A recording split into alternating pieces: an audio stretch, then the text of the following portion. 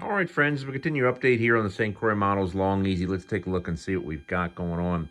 So we've got our control horn in place, and you can see here we've got a, let me zoom in a little bit.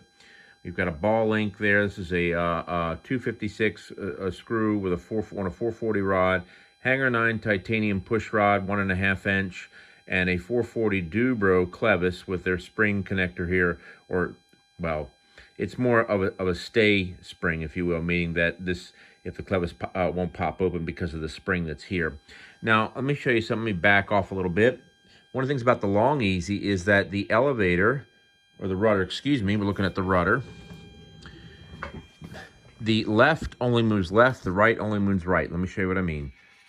See? It doesn't move right. So you always want to keep that in mind. That's the true movement, just like the full size. And that's it. So we got that working. Very happy about that. I always envisioned that would be the setup with the flush-mounted servo, and it's perfect. By the way, those are 256 socket heads holding the control horn in place, just so you know, okay? Just want to make you aware of that, 256. All right, we're going to go ahead. We're going to work on the right rudder over there, get that taken care of, and more to come. All right, friends, here's the rudder movement I was talking about. Look at the right, going to the right, and not the left. And look at the left, only going left, but not right. So let me see if I can get a better angle at this. Try to do the best I can. There we go.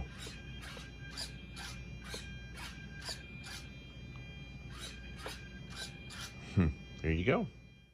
All right, friends, as we continue our update, we've got our push rods in place for our ailerons. So pretty straightforward, standard control horn, 256 socket heads.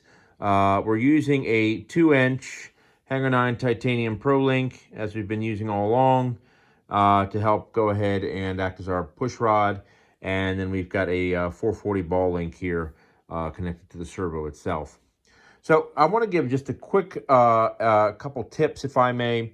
So I use CA hinges for this. It came with the Dubro hinge point type of hinges, which I'm not a fan of because they're not the easiest ones to glue in place. The CA are pretty straightforward.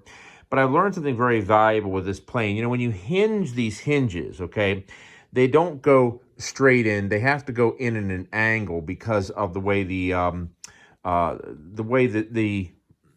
aileron is beveled, and the same holds true here for the rudder.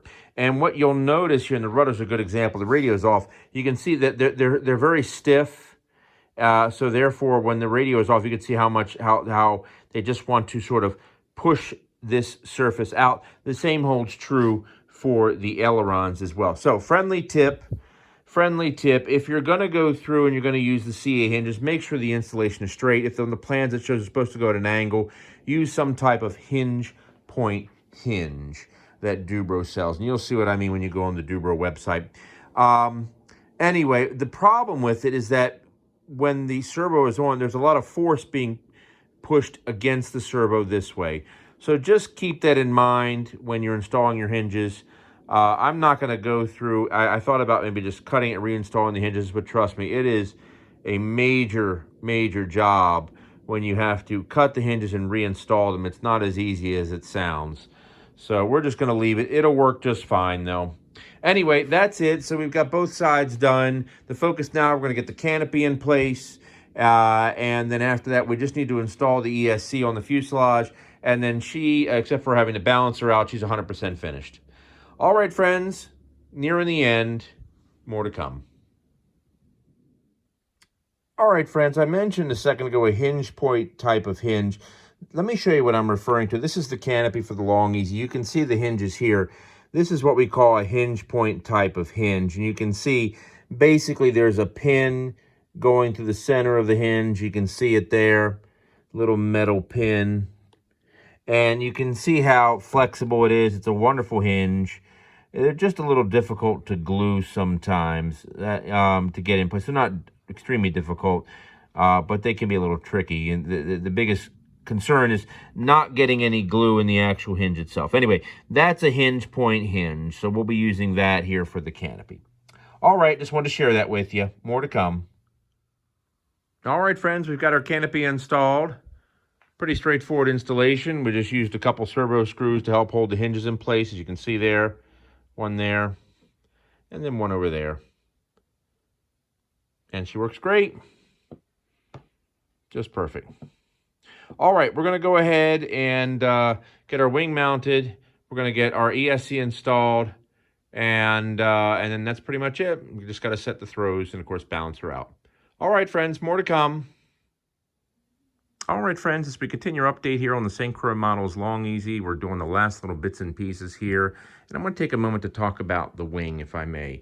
So, as you know, with this particular wing, in order to go ahead and remove it, you actually have to take the cowling off, not only on the top of the wing, but also on the bottom of the fuselage as well.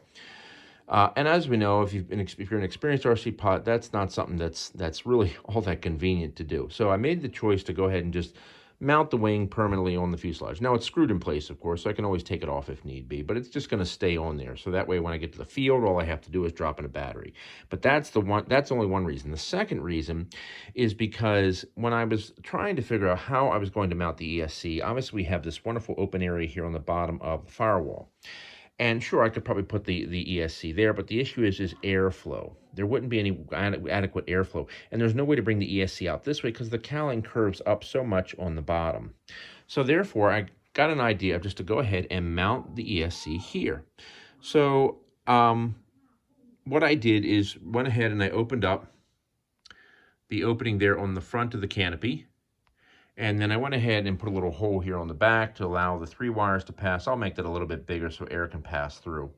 Now, the air is going to pass right through here. If you've seen the cowling on the plane, the rear portion of the cowling is very open, so air is going to easily pass through the canopy, out the back of the rear bulkhead here, holding the canopy in place, and then right out the plane. So that should provide adequate cooling. I was looking at the owner's manual for the Talon 60. They recommend, and which really kind of blew me away, a minimum of 5 miles an hour of air in order to properly cool it. Well, it's going to get a lot more than that.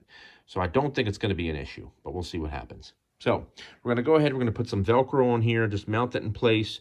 Also, originally I was going to cut some slots on the bulkhead down here to allow these to pass through, but I realized that even with the canopy closed, it easily passes over top of the bulkhead, as you can see, with no problems whatsoever, as well as the wire that goes directly to the battery to power the ESC. So we're going to go ahead, we're going to put that in place, get our cowling back on, and then after that, we just need to balance her out, and she's basically 100% done. All right, more to come. All right, friends, this is the final update for the Long Easy. She's done. We've got our cowling in place, as you can see. Let me zoom in real quick. You can see it right there. And we just need to put a receiver in and balance her out and then set the throws, and that's pretty much it. So she's done, but I wanted to go ahead and give you one last shot of her. I hope you've enjoyed the build. I hope you're fortunate enough to come across this kit, that you can really take the time to enjoy it. You know, she's just a great airplane. I think what I would have done a little bit differently, though, is instead of making the fuselage red, I should have just made that white as well. I think that would have looked a little bit better. But that's okay. Hey, you know what? It came out as good as it can be. Let's do a quick walk around for you so you can enjoy it.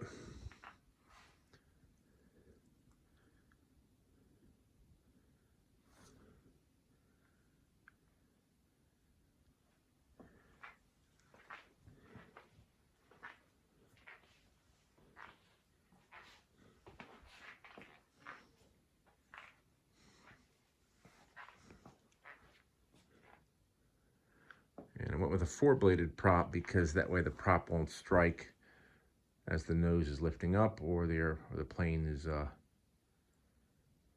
landing. Let me go ahead and get everyone a quick shot here. This is for the throws.